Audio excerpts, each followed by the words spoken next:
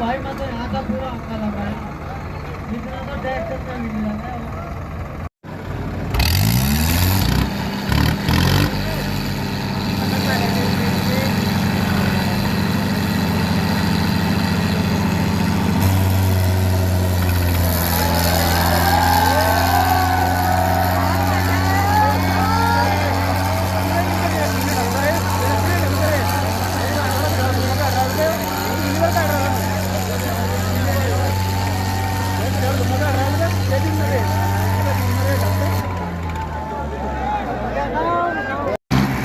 भाई एक बार बता दो तो काम रुक गया भाई।